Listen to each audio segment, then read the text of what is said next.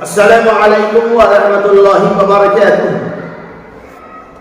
الحمد للہ وحدہ والصلاة والسلام على من لا نبي بعده. اما بعد، عن ابي ذر رضي الله عنه قال قال رسول الله صلى الله عليه وسلم لا تحقرن من المعروف شيئا ان تلقى اخاك بوجه طلق. رواه مسلم. حضرت ابو ذر رضی اللہ تعالی عنہ کہتے ہیں رسول اللہ صلی اللہ علیہ وسلم نے ارشاد فرمایا لا تحقرن من المعروف شیئا، کسی بھی معروف اور خیر کے کاموں کو حقیر نہ جانو. ان تلقى اخاك بوجه طلق، یہاں تک کہ اپنے بھائیوں کو پیشانی کے ساتھ ملنا، اپنے بھائیوں کے ساتھ پیشانی خندہ پیشانی کے ساتھ ملاقات کرنا.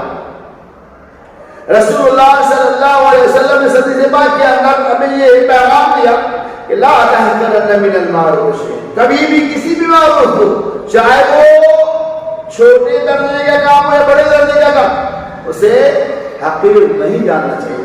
عام طور پہ کیا ہوتا ہے کہ آدمی چھوٹی چھوٹی نیکیوں کو انجام نہیں دیتا. یہ سوچتا ہے یہ معمولی نیکی ہے، کیا فائدہ ہوگا، یہ معمولی کام اس سے کیا ملنے والا ہے، یہ معمولی نیکی اس سے کیا فائدہ ہوگا. ایسا حبیب پاک صلی اللہ علیہ وسلم لا تحقرن من المعروف شیئا، کسی بھی نیک کام کو حقیر اور کم کر نہ جانا.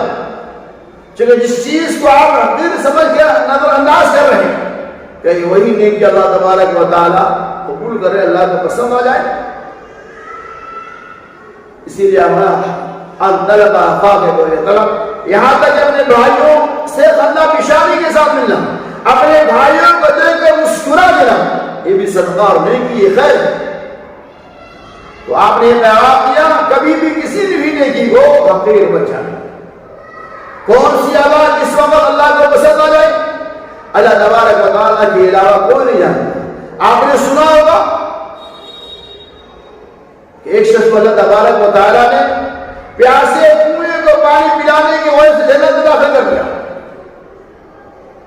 کسی شخص نے کانٹے دار پہنی جو بڑھی ہوئی تھی، اس ٹہنی کے اندر کانٹا تھا، لوگوں کو آنے جانے والوں کو تکلیف ہو رہی تھی، اس ٹہنی کو کاٹ دیا اس نیت کے ساتھ کہ آنے جانے والوں کو تکلیف نہ. معمولی نہیں کی، اللہ تبارک و تعالیٰ کو یہ اللہ پسند تھا، آگے وہ جنتی ہو. اسی لیے آپ نے فرمایا لا تحقرن من المعروف شیئا، کسی بھی نیکی کو حقیر مت جانو. یہ کون سی ادا کس طرح اللہ کا پسند آ جائے، اللہ کے علاوہ کوئی نہیں جانتا. ایسے کہ آپ نے سنا ہوگا ایمان کی 70 اور بعض روایات کے مطابق 70 سے زیادہ شاخیں ہیں. سب سے ادنا درجے کا ایمان عمل طریق انیلوا، آپ سب ادنا درجے کا ایمان یہ ہے کہ آدمی راستے سے کسی نقصان دہ چیز کو ہٹا دے، یہ بھی ایمان ہے. آپ رویا امانت طریق انیلوا، راستے سے تکلیف دینے والی چیز کو ہٹا دینا ایمان ہے. آپ تو اپنے راستے میں جا رہے ہوتے ہیں، کہیں بھی کہیں ہڈی پڑی ہوئی ہوتی ہے، کہیں معمولی پتھر کا ٹکڑا ہوتا ہے، کوئی اور سامان ہوتا ہے، ہم دیکھتے اسے چھوتے نہیں، لیکن کوئی آدمی اس نیت کے چھوتا ہے اس پتھر سے کسی کو تکلیف نہ ہو جائے، یا ہڈی کسی کے پیر میں نہ چھو جائے. اللہ کے نبی نے فرمایا یہ بھی نیکی. امانت طریق راستے سے نقصان دہ چیز کو ہٹا دینا یہ بھی نیکی ہے. ہم کیا کرتے ہیں ارے معمولی ہڈی کیا فائدہ اٹھا کے نہیں.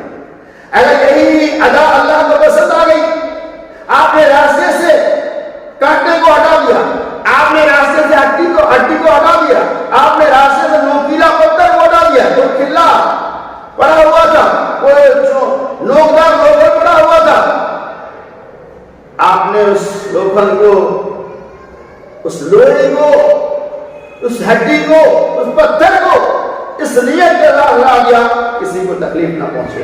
سن لو میرے بھائیو، اگر اللہ تبارک و تعالیٰ کو یہی ادا پسند آ گئی تو آپ کے لیے جنت تیار ہے.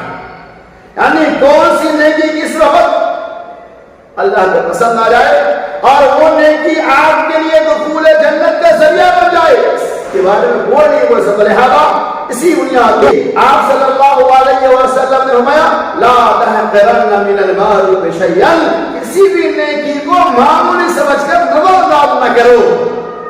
کیوں؟ تمہیں نہیں معلوم کہ کون سی نیکی کس وقت اللہ تبارک و تعالیٰ قبول کر لے. لہذا اللہ سے دعا کرو کہ اللہ تبارک و تعالیٰ ہمیں ہر چھوٹی بڑی نیکیوں کو انجام دینے اور کسی بھی نیکی کو چاہے وہ معمولی کیوں نہ ہو حقیر جاننے سے اجتناب کرنے کی توفیق عطا فرمائے. آمین. وآخر دعوانا ان الحمد للہ رب العالمین.